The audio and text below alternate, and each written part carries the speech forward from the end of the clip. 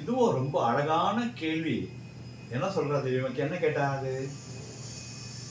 நாம் நல்லதே செஞ்சுட்டு இருக்கும்போது யாராவது என்னை தூற்றினால், கிரிட்டிசைஸ் பண்ணால், அதை நான் எப்படி எடுத்துக்கொள்வது? இது எல்லா லைஃப்லையும் நடக்கும் இல்லையா? ஒவ்வொருத்தர் லைஃப்லையும் இது உண்டு. நம்ம கரெக்டாக இருந்தால் கூட நான் போய் தப்பாக பேசுவாள். அது நேச்சர் ஆஃப் உலகம் அப்படி தான் இருக்கும். ஓகேவா? அப்போ சாமி என்ன சொன்னார் இதுக்கு அப்படின்னா, பியூட்டிஃபுல்லாக சொல்கிறாரு, எல்லார் உள்ளத்திலையும் நான் நீக்க மற அங்கிங்க நாதப்படி எங்கும் பிரகாசமாய் ஆனந்த சச்சிதானந்த மூர்த்தியாய் நான் இருக்கிறேன் அப்படின்னு சொல்லியிருக்காரு. அப்ப எல்லா இடத்துல சச்சிதானந்த சுரமா உள்ள இருக்கும்போது நம்மளை திட்டினவன், கிரிட்டிசைஸ் பண்ணவன் உள்ளேயும் அவர் தான் இருக்காரு. அவர் என்ன கிரிட்டிசைஸ் பண்ணாரோ அதுலேருந்து லெசன் எடுத்துக்கோ. உன் மேல கள்ளத்துக்கு எரியலன்னா அந்த கல்லை வச்சு பில்டிங் கட்டிடுன்றாரு சாமி. அழகா சொல்றது. இன்னொன்னு சொன்னாரு, சர்வதீர நமஸ்காரம் கேசவம் பிரதிகச்சதி. யாருக்கெல்லாம் நீ பெரியவாளை போய் நமஸ்காரம் பண்றியோ அது அவளுக்கு இல்லை, அது என்னை வந்து சேர்கிறது. பாபா சொல்றாரு, எல்லாரும் உள்ளவர் தான் இருக்காரு இல்லையா? எல்லா இடத்துலையும் நீக்கமர நிறைந்திருக்கும் பகவான். அப்ப பெரியவங்களை நமஸ்காரம் பண்ணும்போது அது எனக்கு வந்து சேர்கிறது. என்னது? சர்வதீர நமஸ்காரம் கேசவம் பிரதிகச்சதி.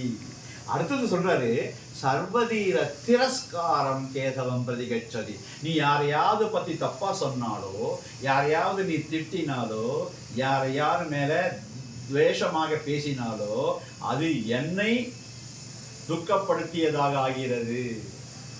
ஏன்? நல்லது மாத்திரம் இல்லை, ஒருத்தரை பத்தி கெட்டது சொன்னாலும் அது என்னதான் சேரும்.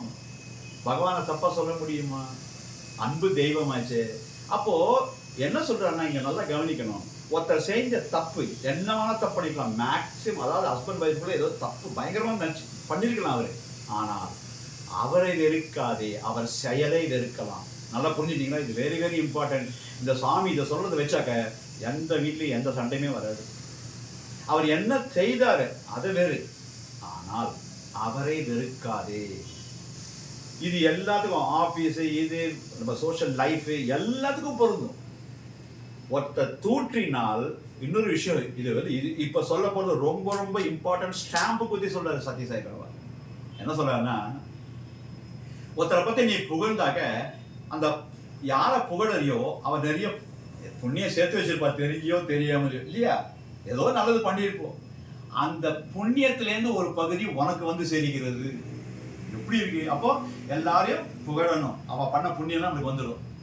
ஒன்றும் இல்லை, சாதாரண சமையல் பண்ணும்போது எத்தனை பேர் சொல்லியிருக்கோம் ஒய்ஃப் கிட்ட, இது ரொம்ப நல்லா இருக்குன்னு சொல்லியிருக்கோமா? இது கேட்குற ஆம்பளைக்கெல்லாம் தெரியணும். ஃபர்ஸ்ட் ஹாப்பியாக சொல்லணும், நல்லா இருக்குன்னு சொல்லணும். அவள் எப்படிப்பட்ட ட்ரெஸ் பண்ணியிருந்தாலும் வந்தவொடனேப்பா உனக்கு அழகாக ட்ரெஸ் பண்ண சென்ஸ் இருக்குமான்னு சொல்லணும். டெய்லி 2 தடவை குளிக்கலைன்னா கூட பரவாயில்லம்மா நீ குளிக்காமே ஃப்ரெஷ்ஷாக இருக்குமான்னு சொல்லணும். புரிஞ்சுதா? இன்னும் அவங்களுக்கு தான். ஸோ அதனால எதுவாக இருந்தாலும் மற்றவங்களை பற்றி ப்ரைஸ் பண்ணா அவ புண்ணியம் உனக்கு வந்து செய்கிறது. அதே மாதிரி ஒருத்தரை பற்றி கிரிட்டிசைஸ் பண்ண, கோவப்பட்ட அப்படின்னா அவ ஏதாவது பாவம் செய்திருந்தால் அதை ஒன்று வந்து சேருகிறது உங்களுக்குன்றாரு. அப்போ யாராவது அவளை திட்டினா நீங்க என்ன பண்ணணும்? அவளுக்கு கோவில் கட்டி கும்பிடணும். ஆஹா, என்னுடைய கர்மா அவை கழித்து விட்டார்னு. எவ்வளோ இந்த கணக்கு தெரியாம உலகத்துல எத்தனை வழக்குகள், கோர்ட்டு கேஸு, போலீஸு அப்படின்னு எக்க போறோம். சாமி இதை கணக்கை புரிஞ்சிட்டோம்னா இந்த உலகமே அமைதி பூங்காவாக மாறிவிடும். இதுதான் யார் தூற்றினாலும் அதை எப்படி எடுத்துக்கணும்னா, இன்னொன்று ஒரு இப்போ ஒருத்தர் வந்து உங்களை பார்த்து ஏன் குரங்கு அப்படின்னு திட்டினான்னு வச்சுக்கோங்களேன், அந்த குரங்கு வந்து நம்மளை புரண்டறதா? அவர் யாருக்கு முன்னாடி நம்மளை குரங்குன்னு சொன்னார், அதுதான் அவர் 3 பூதாகரமாக வெடிக்கிறது. எவ்வளோ பெரிய தப்பு. இன்னொன்று சொன்னார் சாமி, என்னை பார்த்து சாமி சொல்லிக்கிறாரு, புட்டபர்த்தி பாபா தலைமுடி இப்படி இருக்கும், புஷ்ஷியாக இருக்கும் இல்லையா, ஆஃப்ரோ ஸ்டைலில் இருக்கும் ஹேர் இல்லையா, எல்லாரும் பார்த்துருப்பீங்க. அப்போ இல்லை வீடியோவில் பார்த்துருப்பீங்க, ஃபோட்டோவில் பார்த்துருப்பீங்க. அவர் சொல்றாரு, யாராவது என்னை பார்த்து மொட்டை தலையா அப்படின்னு திட்டினா நான் கவலைப்பட மாட்டேன், நான் மொட்டை இல்லை. யாராவது என்னை பார்த்து கூடத்தலையா அப்படின்னு திட்டினாக்கன்னா நான் கவலைப்பட மாட்டேன்னா அதுதான். என்ன பார்த்த பாருங்க. ஒருவேளை உங்களை கிரிட்டிசைஸ் பண்ணுறா ஒருத்தர், யாராவது தப்பு, ஏன்னா இப்படி ஸ்லோவாக இருக்கேன், அல்சியாக இருக்கேன், ஒரே சோம்பேறித்தனமாக இருக்கேன்னா, எஸ் அவர் சொன்னது கரெக்டு, நான் சோம்பேறியாக இருக்கேன், நான் மாற்றிக்கணும். அதை வச்சு மாற்றிக்க ட்ரை பண்ணு.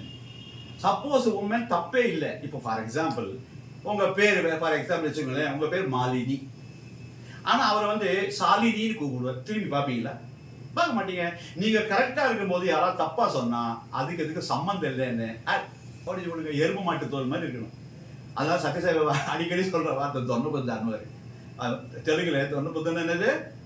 எருமை